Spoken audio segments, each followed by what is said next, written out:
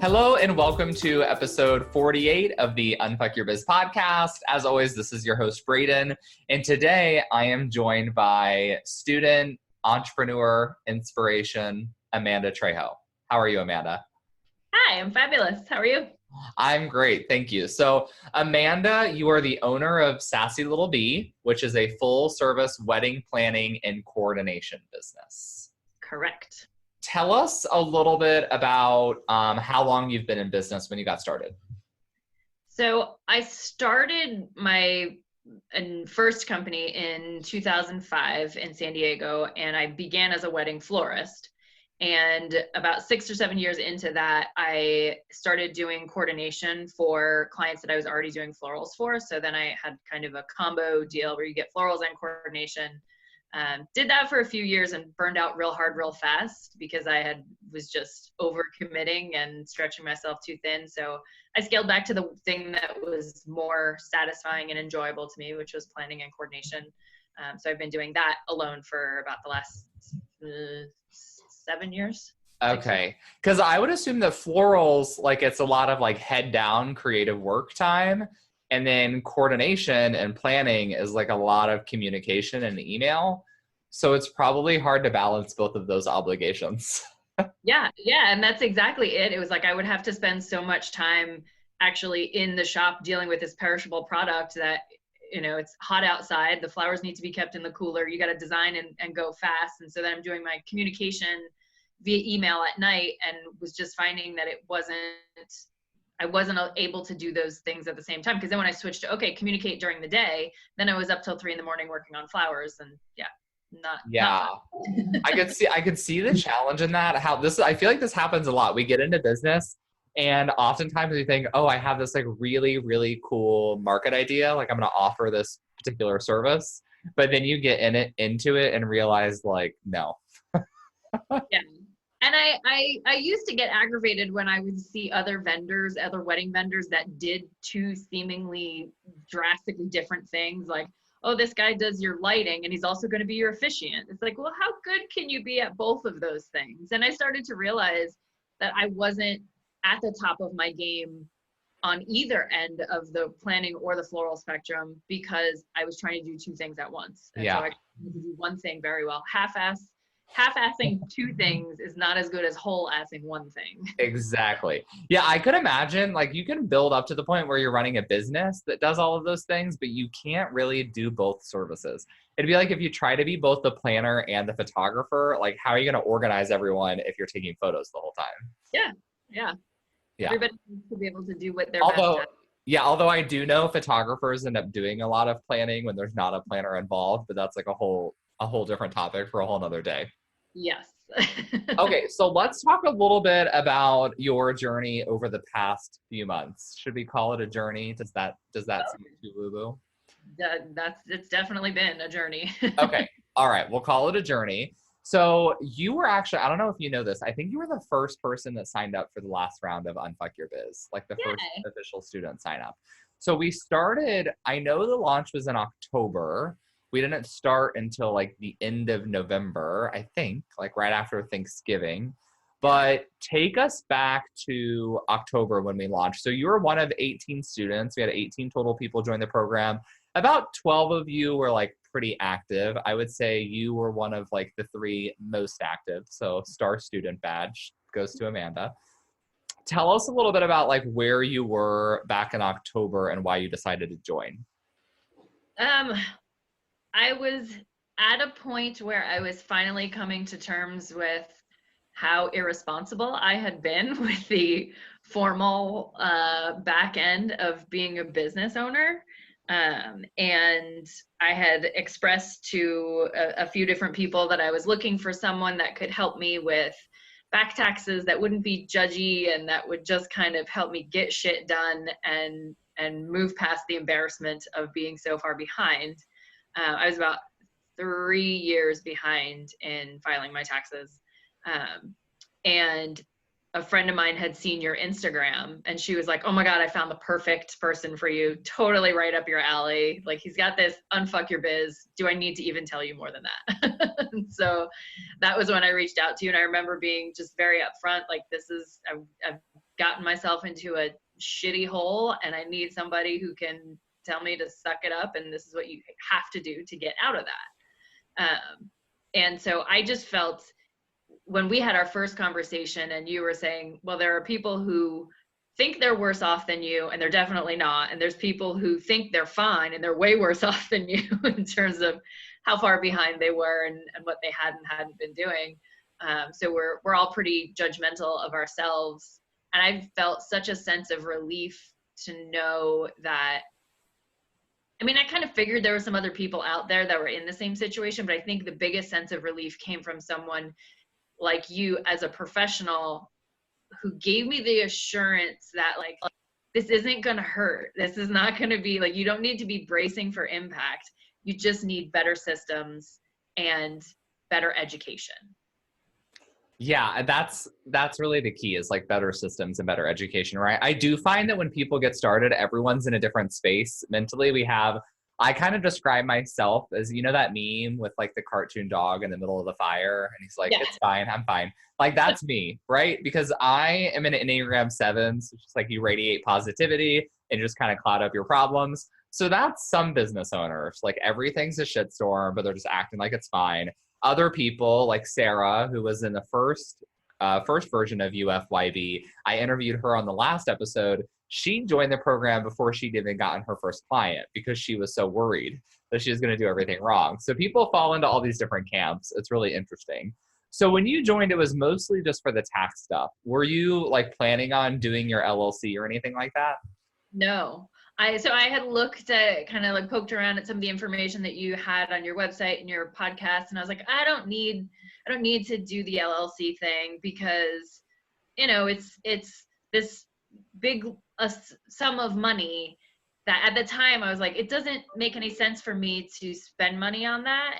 And then when we got to talking in the group chats more and got to the point where you were like, well, but if you get it done, you have room for expansion. And that's exactly what happened. So I realized like, it's just paperwork and it's a sum of money that is going to get spent on some business expense anyway. And if I do this, if I move from a sole prop to an LLC, I am then more confident in the expansion of my business and moving into different areas that I was hesitant to move into prior to this because I was like, well, what if it comes back on me? What if this project that I'm helping another business owner do, so venue management specifically, what if I go to help this property owner manage their venue and it doesn't take off and they hold me accountable or something goes wrong? So then I'm like, okay, this legal protection of switching to an LLC gives me the level of confidence to move to that next phase of my business, which is growth and expansion in a direction that I already wanted to be heading into. Love it. So it's kind of like a little security blanket. Yeah. And a little lighting a fire under my ass to do bigger things, bigger, scarier things. Yeah, I describe the LLC, I always call it one of the layers of protection. So like inside of the membership, which is, it's more foundational than the course, I have a mini course on the layers of protection. And I always tell people, it's not like a checklist of everything you need to do. They're just layers. So like you add on as many layers as you want. It's like walking outside in the cold. You get to decide like how bundled up you want to be. Right. Yeah. And in talking with some of the other folks in our group where they've been in LLC for a while, now they're moving into S Corp status. I noticed myself having the same hesitation that I did with LLC, where it's like, I'm never going to get that big. I'm never going to, that's never going to be me. And you're always like, why not? Like it's totally doable. So it's made me think of my business as a more powerful and useful tool to put out into the world than I tend to view it in my small little viewfinder. Very interesting. Yeah, I always think like I could probably get a lot more into mindset in my programs. I don't feel like I really have the tools in order to do that, but it definitely is a part of it. Absolutely. Sorry? Absolutely. I agree. Yeah. Okay, so tell us a little bit more about like in the program, what was on your to-do list and what did you manage to tick off of it? So like you said, the tax thing was kind of my biggest hurdle. I needed to get caught up and I had felt kind of I felt abandoned by previous financial professionals. So in the sense of when I would go to do my taxes, I would always get this feedback of like, well, why do you classify this as that? And why do you put this into that category? It was because some other tax professional or accountant that I'd had in the past told me to do it this way. And so I just did what they told me to do. And accounting for business, like internal business projections and forecasting is so different and more involved than accounting for tax purposes. And so I felt like my business was small enough that I could be focusing on setting up an accounting system that allowed me to easily do my taxes at the end of the year. And so that was exactly what I got out of all of the deductions guides and just evaluating. It was nice to spend that seemingly long and dreadful amount of time working on so many back taxes and so many months after months after months of QuickBooks reports, and realizing how much money I was spending and where it was all going. And as you have us do, evaluating your recurring expenses, seeing what you can cut and scale back on. It was just this whole snowball effect of just trying to get my taxes unfucked turned into the most rewarding and easy to understand and easy to put into action accounting system. So tell us, so you said you were spending a lot of money on business expenses. What were a couple of things that you were spending money on that ended up getting the chop? There wasn't a ton. I had done a similar kind of cleaning of the house a few months before. And so I got rid of subscription-based things that I wasn't using at all, Hootsuite and, kind of social media boosting. You're paying for Hootsuite? I was. And this was because I had signed up for it a long fucking time ago and never canceled the subscription and just stopped using it. And then I looked into it again. I'm like, wait, I could be doing all that shit for free now? What the fuck? Yeah. It was a lot of just shit that I had forgotten about, or stuff that I had said, well, I don't want to cancel my subscription because I might actually make time for this next week, next month, which I never did. I definitely was made aware that I have been overpaying for my business insurance, and I'm still working on getting clarification from my insurance agent as to why the price kept increasing dramatically over the course of a year, but in these little like monthly increments where I didn't notice that it was going up and up and up. And I'm paying more than double of what other people are paying for similar coverage. So that's something that I'm working on fixing now. And even just comparing internet service providers, we took $40 a month off of our internet bill by switching companies. So nice. Okay, love that. I know we also so we do twice weekly Q&As like throughout the program. And I know that you and I had a lot of conversations on just like pricing and general business structure. Did you learn anything that you've since implemented from like, not myself, but other members, like wedding industry professionals in the program? Definitely a lot about what things are worth paying for and what's not, and kind of where everyone else is ballparking things like insurance and subscriptions for supportive kind of CRM type things. In terms of how I price my services, one of the biggest epiphanies that I had in looking at kind of the interaction of people who had been doing this accounting system prior to joining our class, so folks who had been implementing it beforehand, and where they're at now, and they're all super confident in their pricing and super confident in even structuring things like in-person meetings versus virtual meetings and switching to those formats that make our time more valuable. So rather than driving to and from all of these appointments, switching to virtual meetings where I don't have to waste 3 hours a day driving to and from. But the biggest thing for me that like hit me like a ton of bricks the other night was, if I had had this accounting system in place when I first started my business, I would have never fallen into the trap of underpricing my services simply to book a job, because I wouldn't have been able to afford to. So I know where I can discount and where I can't now, but when you're new and you're starting out and you're trying to build a portfolio and you're willing to do all this shit for people for free and all these big fat discounts because you really like this person and you think they're fun and funny and you want to work with them, and it's all this emotional stuff, which is important, but in the grand scheme of things, bills have to get paid, taxes have to get paid. So if I had been charging appropriately for my services from day one, I would have never fallen into this pitfall of being behind in my taxes and then not having the money to pay them once I got them together. And I would have been able to be much more confident in how I put myself out there as a business owner. Love that. Okay. So tell us where you are, to the extent that you feel comfortable. Tell us where you are, like, as of right now with your back tax situation. So I went and got help filing 2016, 17, and 18. And I'm really terrible at remembering numbers and doing math in my head, so I don't remember what the actual calculations were, but I owe less than what I expected to.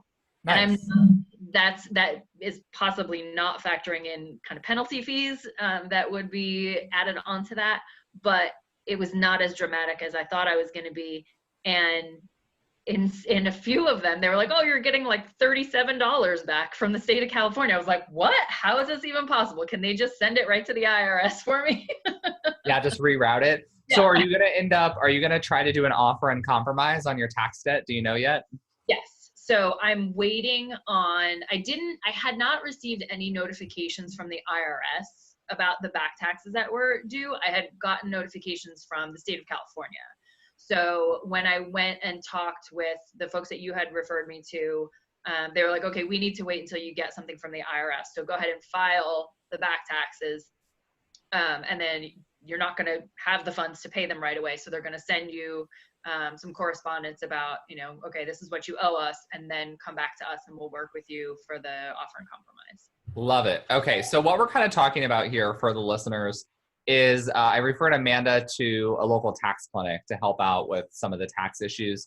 An offer and compromise is basically just a settlement agreement. So it's based on income, but you essentially file your back taxes, they assess how much you owe, and then you can say, okay, well, do I have to pay all of that? Like, let's maybe just meet in the middle. There's obviously a lot more detail, but Amanda, I'm actually going to have like a whole lesson on OICs in the new course. Awesome. Super, super fun. Okay, so other than that, what are kind of your next steps? So the course program is over. You're going to get all the new content. What do you still have on your to-do list to tackle? Continuing to evaluate my expenses and where all that money is going, and being a little bit more, I don't want to say aggressive or assertive, but maybe just more confident in my pricing so that I'm not ending up working these long-term as a planner or coordinator, you're working these long-term durations with people. And like I said, when they're cute and they're fun and you want to work with them and you're like, well, sure, if you can only afford this, I'll give you this discount. So really understanding and doing calculations of, if I give this person a discount, how much less money is going into all of these funds. And because I'm saving to dig myself out of the hole of the back taxes, I don't have as much going into my more expendable funds, so expenses and things like that. So I have to be so conscious of every dollar that's coming in, while also maintaining that I am a badass at what I do. I might be shit at managing my money because I was not educated and not actively participating in it because I was scared of it. But You should rephrase that to say I might have been. Yes. It's definitely a past tense thing now because I feel so different. It's like, I mean, this is the closest that I have ever been to being in a cult, and no one really understands my level of enthusiasm for the work that we did together, you and I, and as a group, and just what you're doing on your own and relaying that to us. It just makes me feel so different about my business and my confidence and growing this business to more than I ever thought I had the right to grow it to be, if that makes sense. I just didn't think, you kind of put that pressure on yourself, that embarrassment of, well, I'm behind in my taxes, so like I can't do anything better than I'm doing now because I'm shit at keeping up. But yeah, that kind of mindset's not going to get you very far. No. Yeah, and that's why I did not keep it. Yes, it's just like discard that shit, put it in the burn pile. Okay. Well, I don't think I could have asked for a better testimonial than that. I feel like you're in an awesome cult now. I love it. We should get cult t-shirts. Yeah, I'm definitely ready for the uniform. Ooh, sorry. Oh, we have a dog visitor. Okay, yeah. Awesome. Well, that was all super helpful. Amanda, I've been sharing this in all the podcast episodes, and I'm sharing it with everyone else. I actually have now created a quiz that all of our listeners can take. Wait for it. You're going to love this. The quiz is called Which UFYB Alum Are You? So Amanda is one of the test results. So Amanda, you'll have to take the quiz and see if you get yourself. What would you guess? So I had to give each one a title or a label. What do you think your label was?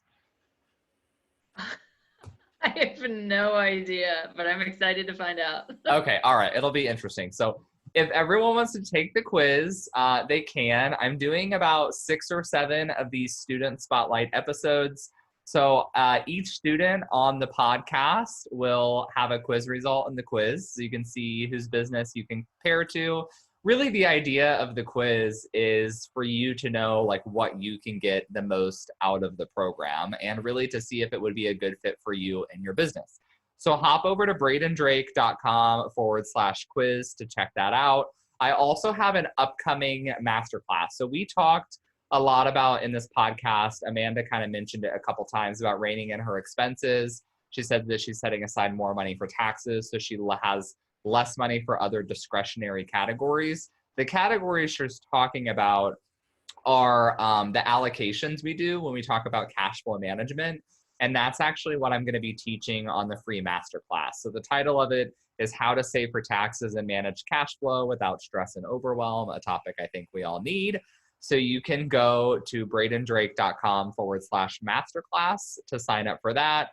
As always, if you missed any of the information, you can find all the links and everything at the show notes, which is at Unfuck Your Biz. So Amanda, just to wrap up, share with everyone how they can connect with you if they want to become best friends and join our cult. Sure. So my website is sassylittleb, B-E-E, like the bug.com. And same for my Instagram at sassylittleb. And my Instagram tends to be filled with more sassy planning advice and vendor to vendor, not bitching, just venting. I call that highly engageable content. Yes, yeah. So it's a lot of good conversation starters about wedding planning and vendor to vendor relationships, more so than just pretty pictures of my fucking fabulous couples. Love it. Okay, so thanks so much for coming, Amanda. So excited that we wrapped up Unfuck Your Biz and super glad it was helpful.